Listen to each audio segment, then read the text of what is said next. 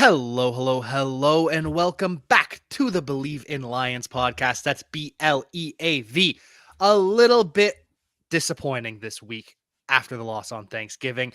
Puts a damper on the holiday season, but you can still have fun listening to the podcast. You can still have fun hearing from an all pro safety, one who led the NFL in interceptions for the Detroit Lions, a man who beat the Green Bay Packers quite a few times. Probably could have used him out there this past week.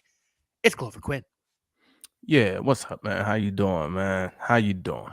I'm not too bad. I would have been better had the Lions defeated the Packers, but it's been a couple days. Thanksgiving is a great time for family. Um, Gotta enjoy the season. Like you said, it's a lot better eating turkey and dessert and having drinks when you're celebrating the Lions win. But we can still find things to be thankful for because the Lions did not win. And it was kind of a bad day of football in general. I'm not gonna lie. I Yeah, was and the bad excited thing, for it. right? And the bad thing is the Lions play the first game, so when they lose, it just like sets the tone for the whole day. You look at Yeah. every game different. Like if the Lions win, you look at that Cowboys blowout and you're like, oh, it's a great game. Like, oh, we won. We get to see the Cowboys blow somebody out. It's just awesome.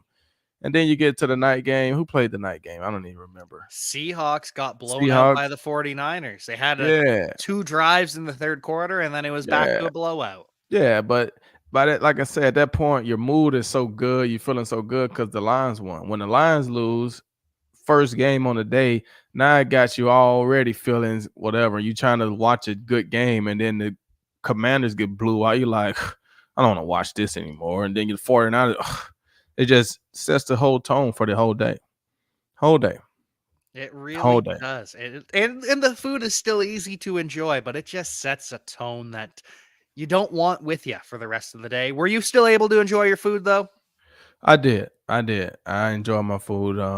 It was good. I haven't eaten like that in a while. So I enjoyed it. And what's your favorite Thanksgiving dish? Oh man, that's a tough one, man. I do like my mom and my sisters, they my mom really she cooks a really good like dressing, like really good.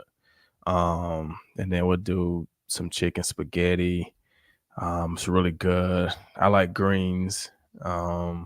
Sweet potatoes, or we sometimes we didn't even do sweet potatoes this year. We just did potato pies. So we kind of had the best of both worlds with that. And then we do like a Cajun turkey. Ooh. Yeah. Yeah. We ate good, and desserts we ate good. I And will say.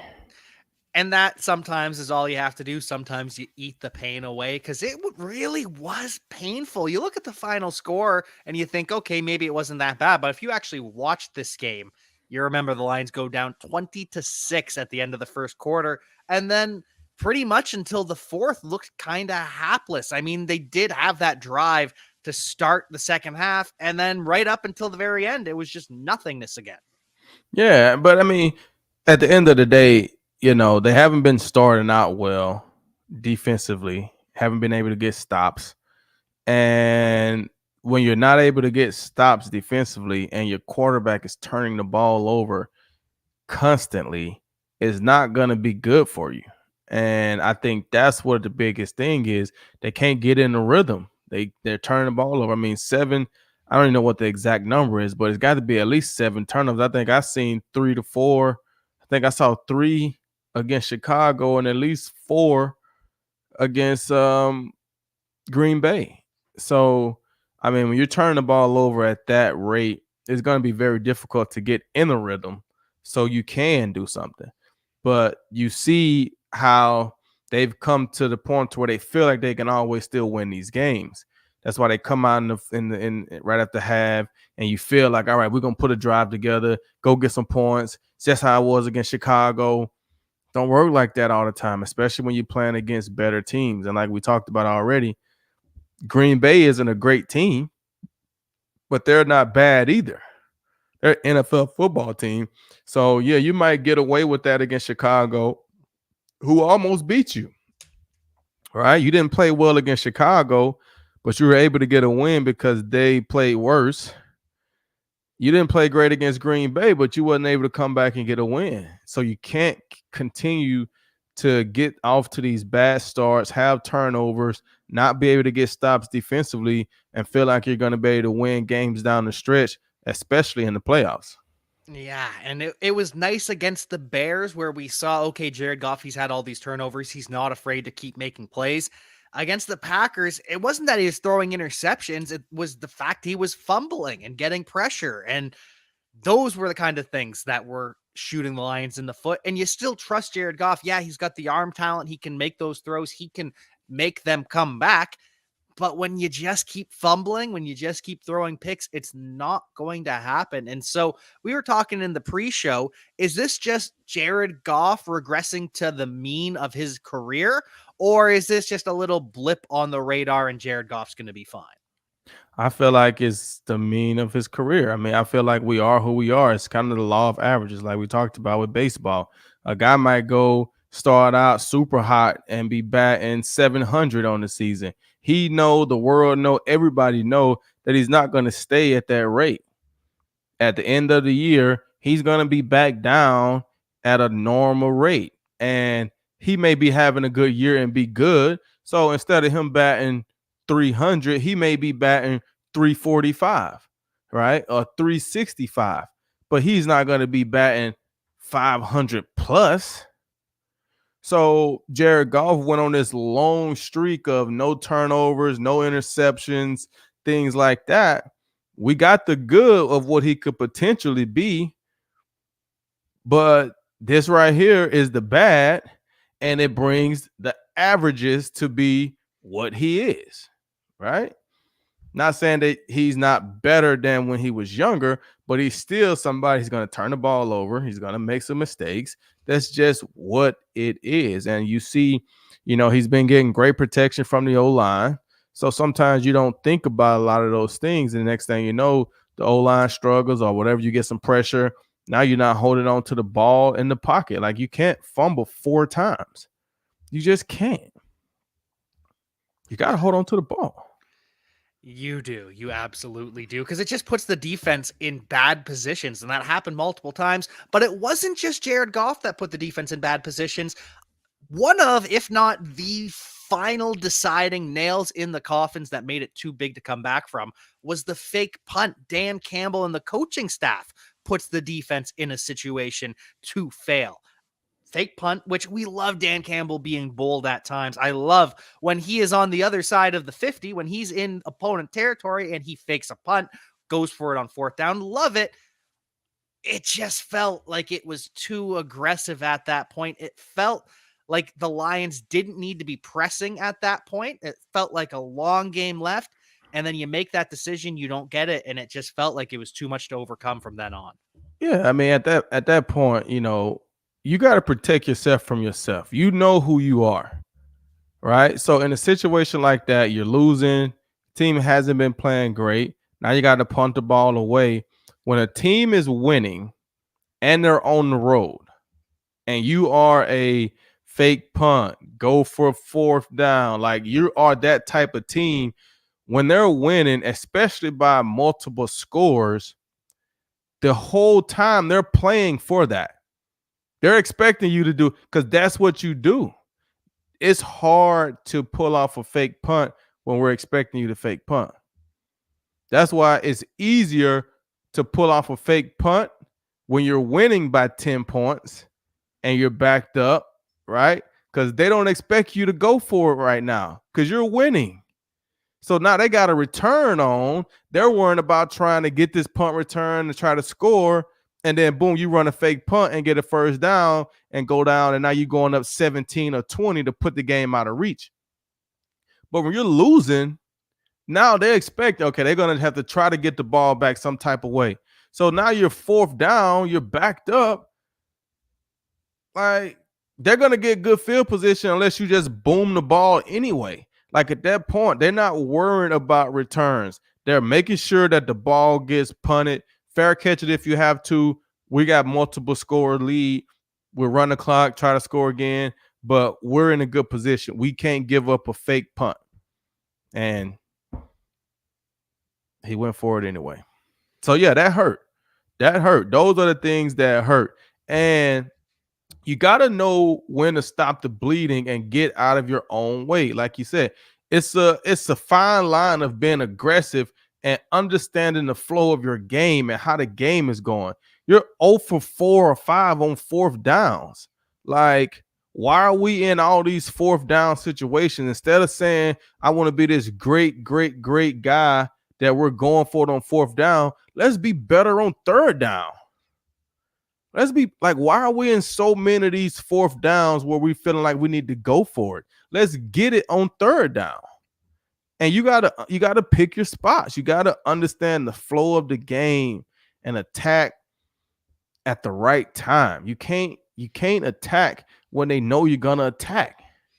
Yeah, it felt they boxed themselves into a corner with that fake. It felt like the game was still open to that point. It was going to be a struggle to come back no matter what. You're down 2 scores, but then you go down 3 scores instead, and it felt like that was the ball game. And I know it's not. I know so much else goes into it. The fumbles by Jared Goff, the defense giving up points, that all goes into it.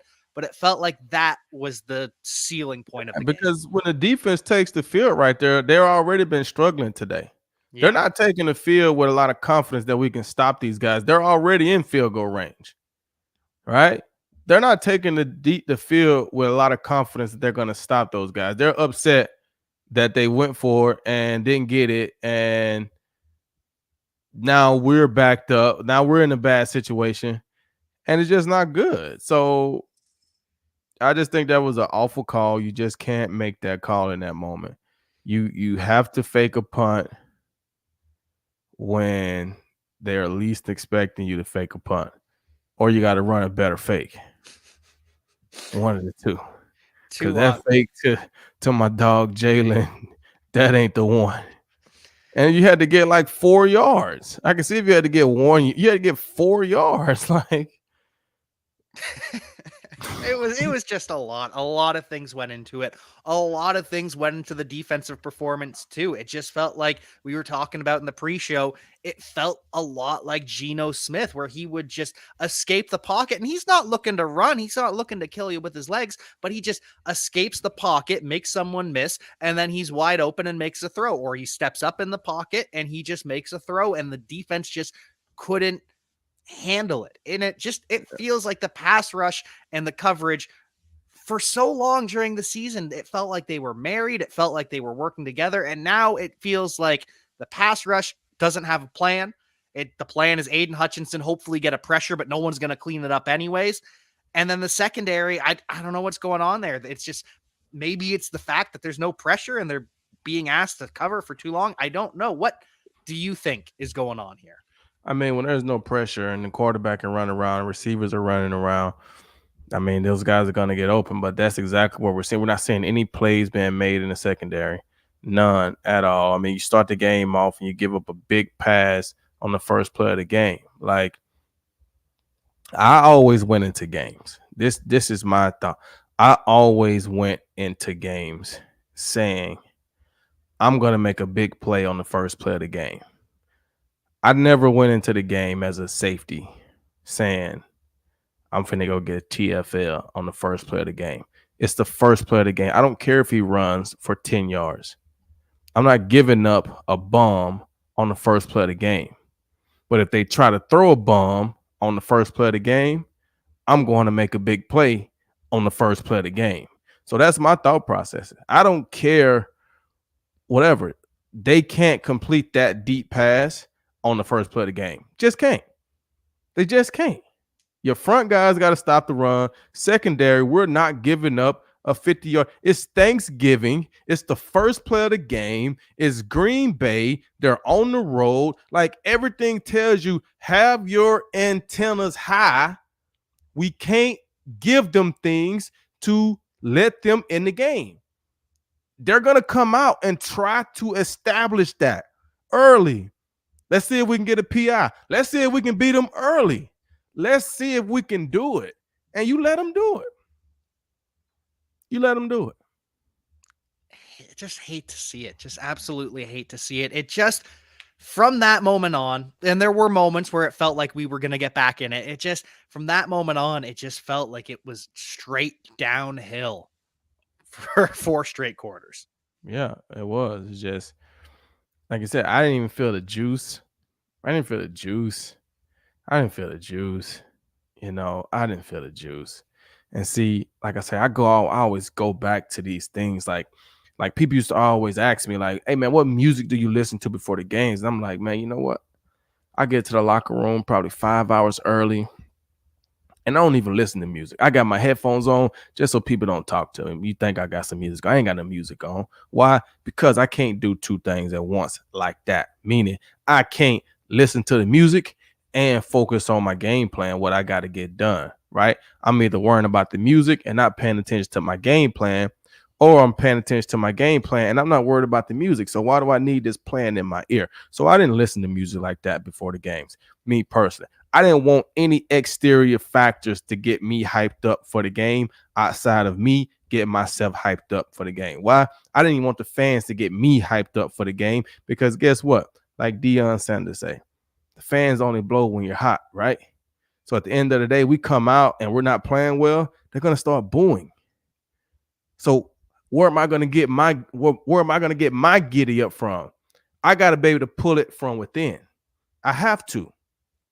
I don't want to ever have to depend on an external force to get me hyped and ready to go and play. So that was how I was. And so there was no juice. I don't know if they were waiting for the fans. I don't know if they had Thanksgiving dinner for the night before and they just had the itis. I don't know what it was, but I didn't feel any juice from anybody. And then it don't help when the quarterback is turning the ball over, because now, you come out of the Chicago game and you're talking about how you bounce back from the turnovers, but you don't forget that the turnovers were there. So then when you come into this game and there's more turnovers, it starts to be on your mind like, golly, man, golly. They might not say it, but I don't play there anymore, so I can say it, right? They're telling their girlfriends and their wives about it. They're talking to their homeboys about it, but they ain't going to say it. I'm going to say it. It affects you, and that's what we saw. No energy, no juice, nothing. I mean, did Jahmyr Gibbs even play? He did technically. Literally he did. He had 15 touches, but it just didn't feel like he was there. 73 yards, 15 touches. That's a fine day. I didn't feel his presence at all. Like, I didn't feel Amon-Ra St. Brown's presence until the end of the fourth quarter. And like I say, a lot of that has to do with turning the ball over. You're not having these drives. You have one play. Cool, he breaks out for 25 yards. Turnover. Sit down. Cool, you complete one pass for 20 yards. Boom, turnover. Sit down. Like, they're not getting in the, like, you're not getting a chance to feel their presence over and over and over and over and over again. Like I say, that'd be just like I'll take a game. Honestly, I'll take a game where Aiden Hutchinson has 0 sacks, but he got like 10 hurries, like 2 or 3 TFLs in the run game, a pass breakup from getting his hands up. You know what I'm saying? Like, he's controlling that game. No, he don't have a sack, but he's putting pressure on the quarterback. They feel him every time. He's stopping the run in the backfield, getting his hands up, knocking the ball down, as opposed to a game where he got 2 sacks, but they were meaningless. They're just meaningless sacks. Like, you just got 2, nobody even know about those sacks. I had to look at the stat sheet to see, oh, he had 2 sacks, right? Like, we can't feel you. I mean, I used to go to Sue, right? And Dominican Sue, Big Sue, Macho Sue, my guy. Me and Sue had a really good relationship, because when I got there, I didn't back down from Sue, but it was player respect. I respect you, but we're going to work. And if you ain't working, I'm going to call you out on it. I'm gonna say something, right? So Sue respected me for that. And I used to go to Sue all the time in games and be like, hey man, we need you right now. You're a big time player, bro. I can't feel you out here.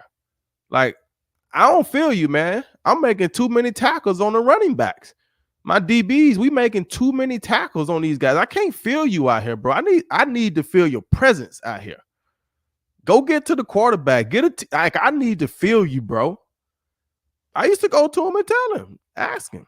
I had to call him up, right? I need to. You got to feel those guys' presence. Like I said, it may not always be they get the exact stat, but I can feel your presence out here. And I didn't feel anybody on No. Thursday. It wasn't even one of those performances. You know, sometimes where the whole team's playing bad, but you see this one guy's putting his heart and soul into it, and you hope the team can rally around that. Nope, just not that, not nothing. And the offensive line has the worst game of their season. The defensive backs get torched. The pass rush is just sloppy. It just. And have they went to, when they're in base defense, it looks like Kirby Joseph and Brian Branch are the starters. And Tracy comes in on passing downs, look like. Whenever Brian goes into the nickel, then Tracy comes in at the safety. Because I was looking on Thursday, and I'm like, dang, Tracy not even on the field. But then first play of the game, when they take the bomb over the top, and I don't know what defense they were in. I didn't see the all 22. I don't know. I just saw what I saw. I don't know what's going on there. I don't know if, like I said, if Brian is the starter and, Tracy is the third guy. I don't know. But I didn't feel anybody from the secondary. Like Brian, I felt like he was a step off.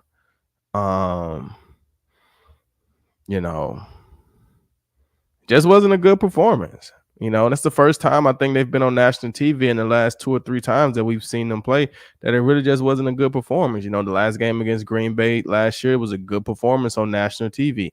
The first game this opening season, it was a good performance on national TV. I think they had a Monday Night Football game for Halloween, right? Against the Raiders. Right? It was a good performance on national TV. So the last few times we've seen them on national TV, it's been good performances. This one was not it. Just wasn't it at all. So where do you go from here? Because as always seems to happen, Lions fans are overreacting. They want to fire everyone. They want to bench everyone. They want to cut everyone. And that's just not how it works in the NFL, especially at this point in the season. So where do you go from here? What is an actual path to fix some of these issues? If there is one, sometimes there's not. Well, I mean, I think a lot of times, when you're on the team and you're coaching and you're internal, you see a lot of the things differently because you get the whole picture. See, we only get the games. We don't get practices. We don't get meetings. We don't get anything else that's going on. All we get are the games. So sometimes you get to look at stuff in a certain way and see this right here is what the problem is, right?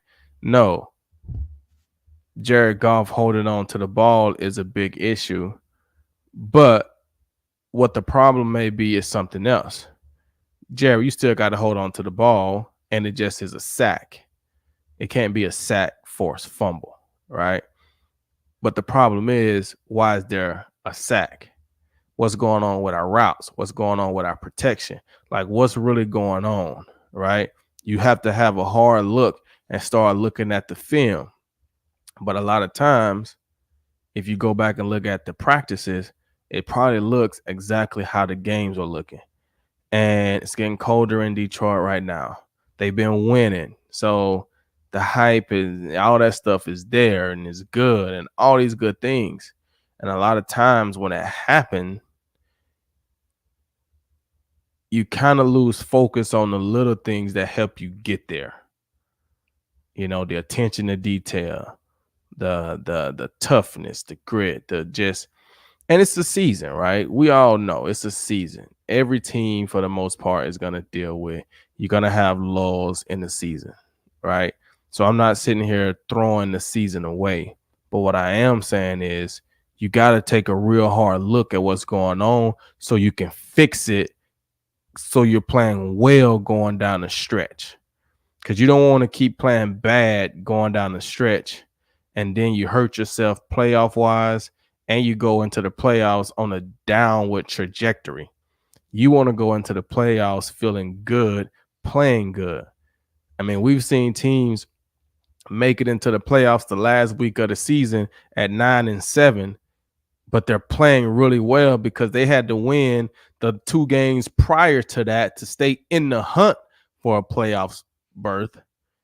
They win on the last game of the season and sneak in at 9-7, go on the road every game in the playoffs, and go and win a Super Bowl.